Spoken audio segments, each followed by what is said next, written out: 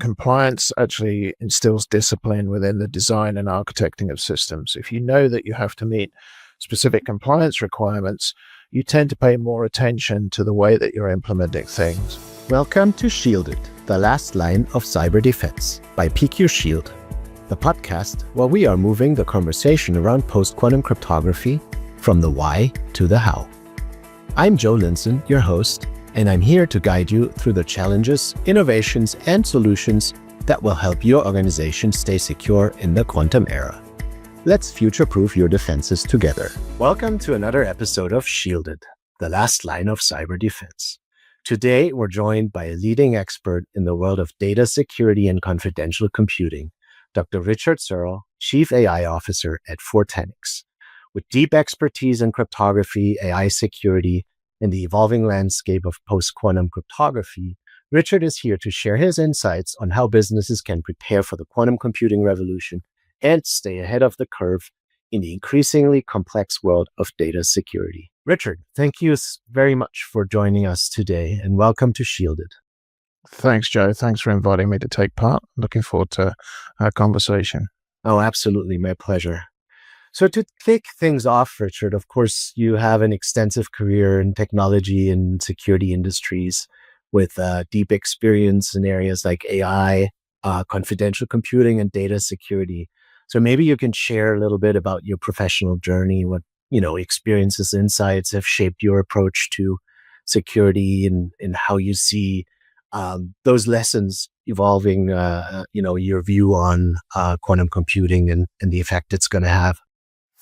Yeah, sure. So my background is actually in systems engineering, and I did a lot of work in my early days of my career in safety critical systems, in particularly in water supply, which is part of our critical infrastructure, and also in the automotive sector, where obviously that's highly regulated in terms of the design and testing and safety evaluation of vehicles. And I think that has shaped really my perspective on how to approach cybersecurity, the issues that we're now seeing around the convergence of new technologies like AI, quantum computing, post-quantum cryptography, which is relevant to the introduction of quantum computing, and then thinking about all of the different complexity that introduces, which I'm sure we're going to talk about today in terms of the considerations that people have to be thinking about as they plot their journey through this new era of technology that we're moving into. Right, and of course that safety aspect in cyber physical system that certainly adds another layer of complexion. Thinking about the physical safety of things that go in cars and are self-driving on the road and whatnot. So there's certainly an interesting angle rather than just looking at the data security aspect and securing the data. Now with Fortanix, being on the cutting edge of securing data now and also looking ahead for the quantum era, how would you say on a high level that you're aligning Fortanix's solutions, particularly with the imminent threat that quantum computing brings, and what role does confidential compute play really in helping businesses transform? Yeah, so our technology is founded, as you say, on a technology called confidential computing or trusted execution environments that protects data in the memory of the machine, that prevents access to sensitive data, including software and the data that's being processed, to network intruders that might be loitering within a system. And we've built our software that we deliver for companies around those principles. And that's been proven in the field now for some years. In terms of the transition to quantum computing, what we've been able to do is to introduce post-quantum cryptography to our data security manager system. That work has been ongoing for some years now through experimentation with the different algorithms that were under evaluation by NIST in the United States. And once those algorithms were standardized in August last year, 2024, we were able to implement them very rapidly in software because our system can be deployed in confidential computing. It's not reliant on complex hardware, and we were able to bring that to our customers as soon as those standards were produced. That's now in service in the field today. And what we're also doing is working with partners in the quantum computing industry. I'm actually involved in a couple of projects around the world looking at quantum information security to understand how the combination of PQC, confidential computing, and the generation of keys using things like quantum random number generators can be used to build a really robust cryptographic environment for customers to protect their data and their systems. So Fortanix really is at the forefront of this technological innovation, and our customers are enjoying the benefits of that today. Right. And so, you bring up an interesting point in being able to load those new algorithms into your system relatively easy because it's more software based than, complex hardware based. Of course, without using the term, you pretty much described crypto agility in that sentence, right? So maybe you can share how the concept of crypto agility works in practice, what you're seeing out in the field working with Fortanix customers in transitioning those legacy systems to address the quantum threat. Yeah, so crypto agility is going to become increasingly important in people's planning and implementation of cryptography. So just to sort of characterize that for people, NIST published back in July their second public draft on achieving crypto agility. And what crypto agility provides is the ability to transition to new algorithms as our cryptographic standards change. And we're still in the infancy of understanding the implications of the post-quantum cryptographic algorithms that have been standardized so far. New attacks might be proved, which mean that we need to change to different algorithms. And also, you need to be able to have control of those algorithms in terms of responding to threats as they occur. And a good example of how this change might happen is that last year we had the publication of the module lattice key encapsulation mechanism algorithm. But in March this year, NIST actually announced that they are looking at a second algorithm within round 4 of their PQC competition, the Hamming quasi-cyclic or HQC algorithm. That's as a backup in case there is a forthcoming issue with module lattice key encapsulation. And so that might be an example where you need crypto agility to be able to transition from one algorithm to another while maintaining the same cryptographic posture. And we provide very fine-grained controls within our system to not only implement policies to determine which algorithms are used with which data, and when those legacy algorithms have to be deprecated in line with the guidance that has been provided by standards agencies. But we also provide visibility of that with very fine-grained logs. So there's a full audit trail, and you can actually demonstrate your PQC posture at any given point in time for the applications that are using that cryptography.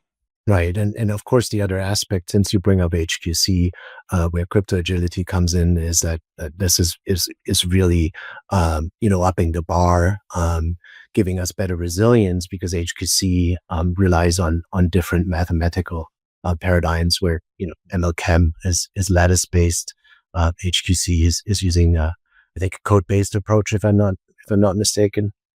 Yeah, that's right. So different foundations. Yeah. Right. And so that gives us a better resilience should one of those implementations, be successfully attacked and cracked.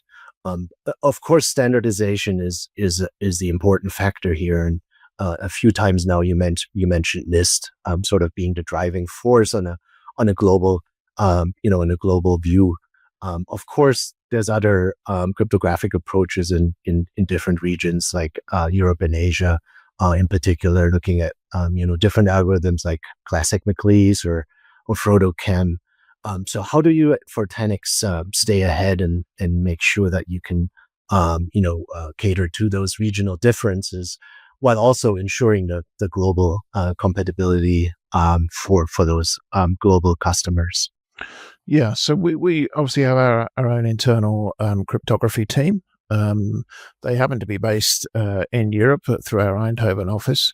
And obviously, we take a responsible approach by monitoring developments across all of the jurisdictions within which we operate. And we operate globally in support of global customers. And those global customers have to react to the standards that they need to meet in their particular sphere of operation. So Europe in particular, as you mentioned, there is work going on with BSI in Germany, looking at alternative algorithms to those that have been standardized in the United States. The United States has been used effectively as a pioneering program by a lot of other standards agencies. There wouldn't be a lot of point duplicating research into PQC in other countries, but nevertheless, there are countries looking at alternative algorithms to protect their data sovereignty, for example, particularly within government agencies. And again, coming back to crypto agility, the advantage that Fortanix has is we can implement those algorithms very swiftly while maintaining the support that we have for the algorithms that are currently standardized in the United States. So that provides our customers with the flexibility to implement the cryptography they need relative to their operational demands. And again, that's based on our software first approach in confidential computing. Right, and given that we've touched on confidential compute and trusted execution environment a few times now, of course, your platform relies on those technologies like Intel SGX, AMD, secure encrypted enclave or virtualization, I think is the term. And then there might also be support coming for the NVIDIA platform. So maybe you can share a little bit about those technologies and how they have evolved in the history of Fortanix. I think you guys were founded in 2017, if I'm not mistaken. So been around for a little while and seen a long journey on the confidential compute side of things. Yeah, it was actually 2016. So we have been around for a while now. And you're right, we used and still do use Intel Software Guard extensions technology to protect our systems. That's proven to be very robust in real-world applications, but also support for trusted execution environments has expanded on other hardware platforms over the lifetime of our company. So you mentioned a few of them, like the AMD secure encrypted virtualization, secure nested paging technology, and also NVIDIA's support on their GPUs now.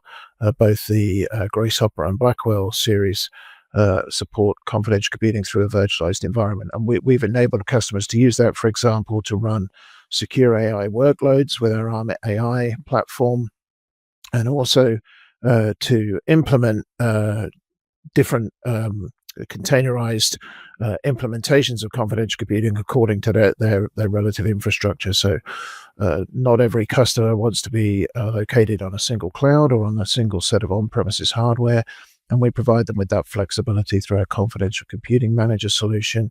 And again, we use the same technology for our data security manager service to protect the cryptographic estates of some of the world's leading companies and government agencies. So the technology is really a foundation to the security that we provide, and it gives customers confidence not only in the security that our services offer, but also their ability to deploy those services and deploy applications and AI systems securely as they're looking to exploit the benefits of the new AI technology that's becoming available. So handling cryptography and handling cryptographic keys, of course, in particular in compliance-driven industries, of course, certification plays an important role here. So what's the Fortanix strategy around certifications? And I'm thinking, FIPS 140-3 or common criteria validation. Is that something that's on the radar for your product development?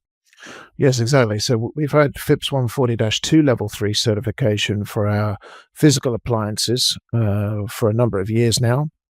And we're currently in the process of achieving FIPS 140-3 Level 3 for our PQC ready HSM units. They're manufactured in the US. You're in that same queue as everyone else is. We're right there. We have been for some time. But actually, that security posture is very important because, as you mentioned, the whole essence of our technology is to protect your most sensitive data. And that includes actually in the AI era, the software that is processing that data. So for example, we've done a lot of work dating back to 2020 with confidential computing to protect things like HIPAA compliant healthcare systems, to protect financial services records for things like anti-money laundering detection, and also in the national security domain, sensitive data that might be of interest to intelligence services. And all of that is run on a common platform according to the specific requirements of those customer use cases. So we've got a long history now of understanding how to employ this technology at scale with efficiency and to integrate cryptography, including now post-quantum cryptography, to protect those systems. And we do that with things like the use of X509 certificates for specific deployments. And obviously, once those are incorporating PQC, we will also be able to issue those with post-quantum cryptographic keys built into them in order to validate the deployment of those pieces of software and the use of that data for auditability using the fine-grained logs and policy controls that I mentioned earlier. And of course, talking about compliance, being with a North America mindset, of course, NIST again comes to mind, CNSA 2.0. But then also, again, sort of zooming out and looking at the global picture, of course, frameworks like GDPR, NIS2, DORA, certainly also play a big role in shaping those, security strategies for your customers.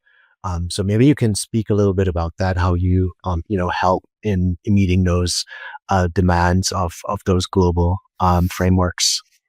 Yeah, exactly. So those compliance frameworks you mentioned are very important to our customers. And one of the capabilities that we're able to provide is geolocation of workloads, for example.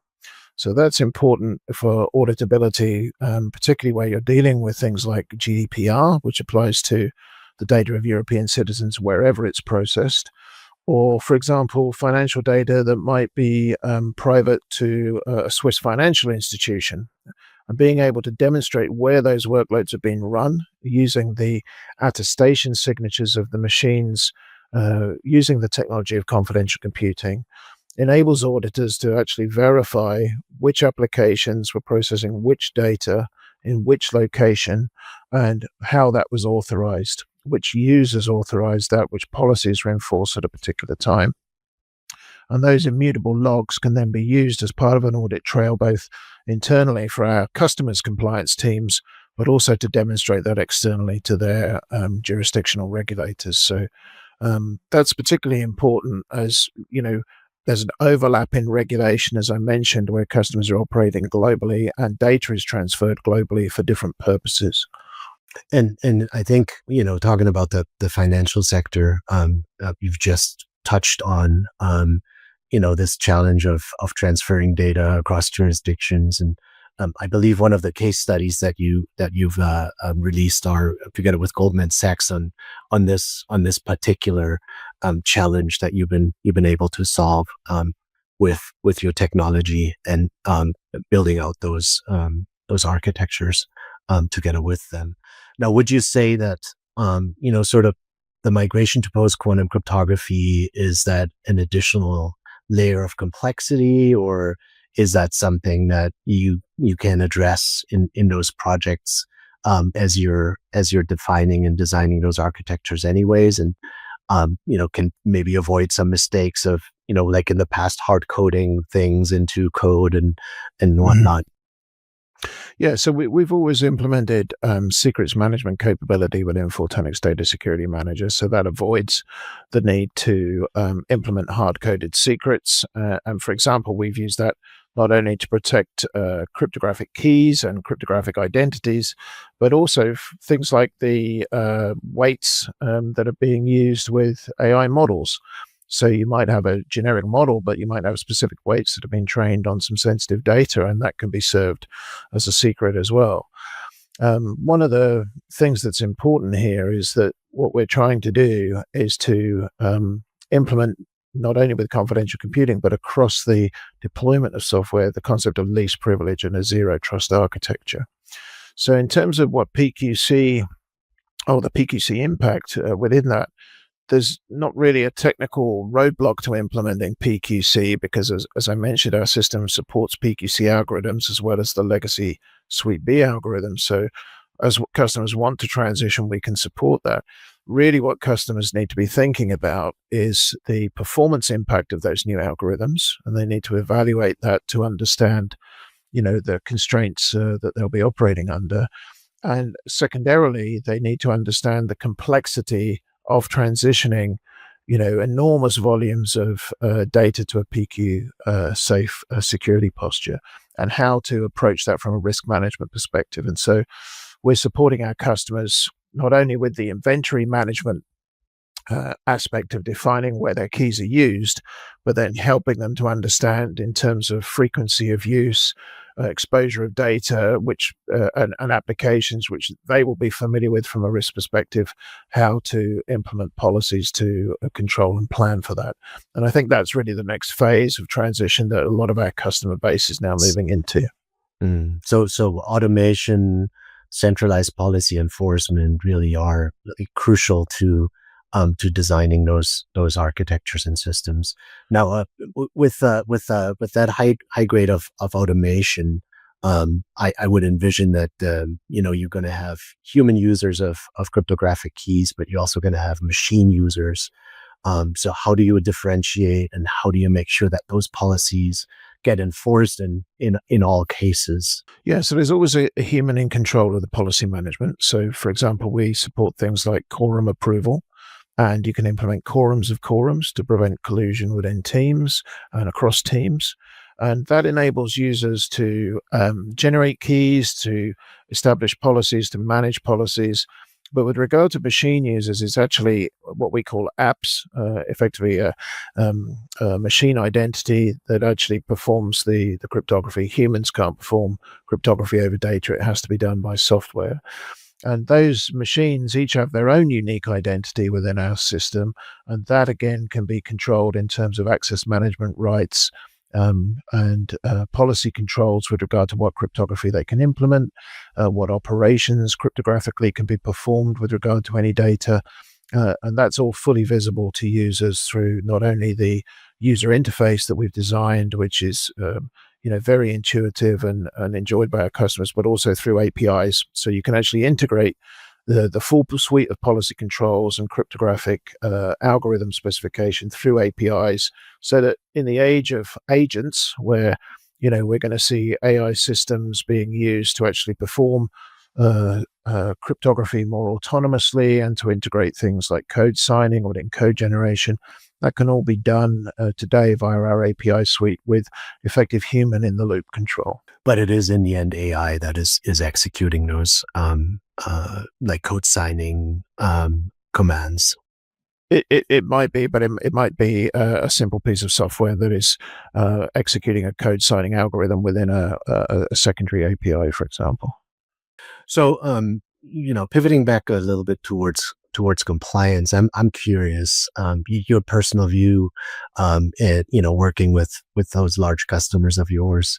Do you see compliance mostly as a hindrance? Do you see it mostly creating friction? Or is it the opposite? Do you see compliance as sort of an enabling technology for things like migrating to cryptographic agility and post-quantum cryptography?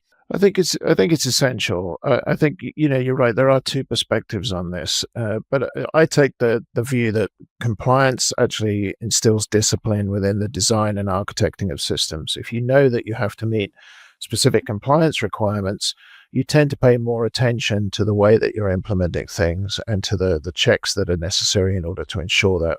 And that's good discipline in system design. Those are the lessons that have been learned in the safety critical industries. And that's why we can get on airplanes every day with good confidence that they're going to perform as required and expected, because people have followed the necessary compliance steps to make that flight safe. And the same applies in software. And I think particularly where we have software-defined software, as we're likely to in the age of agentic AI, those checks and balances need to be ensured for systems to be used and developed in a safe and responsible manner. And I think it's also important the regulatory environment that's developing around that, and the policy controls. And we just saw this week, as we're speaking to each other, developments at the UN with regard to a scientific evaluation group to actually look at how this can be done safely, and hopefully that will lead to some international standards. Now, looking ahead, as you rightfully said, quantum computing is evolving quickly, and almost every day we see new use cases for it, and advances are being made. With that in mind, and sort of looking ahead on your roadmap, what are some of the technologies that you're most excited that are somewhat in the 5 to 10 year future, and how would you say that organizations can prepare to stay ahead of that? I think that the best thing that I can advise organizations to do is to keep abreast of developments that are happening in industry, to join the industry forums that are looking at developments in quantum computing and in AI. That, as I said at the beginning of our conversation, there is this convergence happening that we need to be aware of. I think the things that are interesting for me that I'm starting to see are a renewed interest really in things like quantum key distribution. Quantum key distribution isn't validated for example, national security applications, but we're seeing interest within our financial customer base and within, obviously, telecoms and network carriers. And we're seeing various national projects, for example, the Singapore National Quantum Safe Network Plus program. I'm involved in a program in the UK, the Integrated Quantum Network Hub, which features research into QKD. And I think this is interesting. I also think that some of the developments that we're seeing in silicon-based photonics for acceleration of AI systems and efficiency on the chip are going to be very interesting, both in terms of the ability to perform simulations of quantum computing to design those quantum systems, but also then to provide the speed of classical hardware to interface with those quantum computers once they actually emerge. So, there's a lot of interesting developments. It's an exciting time to be involved in the industry, and there are obviously researches going on behind closed doors that we don't know about, that we need to be mindful of as we think about the reasons for transitioning to PQC. Right, and of course you bring up an important point, and that is collaboration, right? Within those industry groups, a lot of working groups, in particular, and sort of the the critical national infrastructure, like payments with FSISEC leading the charge there. And what industry do you see as sort of having the cutting edge right now within sort of the migration towards quantum safe algorithms? I think finance is taking a strong lead. The banks have a natural interest in protecting not only their assets, transfers of those assets, but also the sensitivity of the data that they hold is significant and also has a long life cycle. But also, I think we're going to see increasingly an interest in the technology domain in terms of protecting IP and ensuring that is also protected. There's obviously, heightened political tension. There have been various reports, particularly within the US, for example, based on recent detected cyber threat activity that mean that people are going to pay more attention to securing their own assets. And I've certainly been talking to a customer recently in the technology industry whose intention to adopt confidential computing is primarily to protect their intellectual property, which is both sensitive and of course the base of their forward revenue. Right, it's their direct revenue stream in the end. Yeah, and collaborating. I'm always curious, where can our listeners follow your work and engage in conversations with you? Is there anywhere in particular you could point to? Yeah, well, Fortanix is very active within the community. We publish regular webcasts and blog posts. We're also involved in things like the Confidential Computing Consortium in past times. We remain interested in that space and are frequently attending those kinds of events. And also, you should look for us in AI-related events where we're publishing the work that we're doing with our ARM AI system, which brings together both our cryptography and our confidential computing environments to protect the systems that are probably going to be the basis of our information technology for the generation ahead. So, there's lots of information out there, and we'd be very happy to talk to anybody about the issues raised today. Great. Well, thanks so much for sharing your insights today, Richard. Much appreciated. Any last word of advice you want to give? If you're not already transitioning to PQC, start today. Honestly, the issue that I'm most concerned about, and I know a lot of my fellow professionals when I talk to them at events like the RSA conference that takes place each year in San Francisco, is really the compression of timescales to transition to new algorithms, and that is not a small undertaking. And so, understanding, the process by which that can be accomplished, both as an individual organization and as part of your wider supply chain, is vitally important, because time is actually very short. And again, coming back to compliance, there are specific deadlines that people have been tasked to meet under the current guidance. Yep. Get started. That's certainly a call to action I can certainly get behind. So thanks again, Richard. And we'll talk again soon on one of those events you mentioned. And to our listeners, thank you again for joining Shielded, the last line of cyber defense.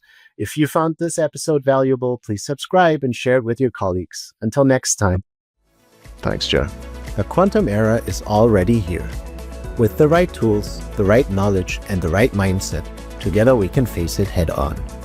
To find out more about PQ Shield and how our cutting-edge solutions can help you secure your data against the quantum threat, visit pqshield.com. Make sure to search for Shielded, the last line of cyber defense, in Apple Podcasts, Spotify, or anywhere else you get your podcasts. Don't forget to click subscribe so you never miss an episode. On behalf of the team here at PQ Shield, thanks for listening.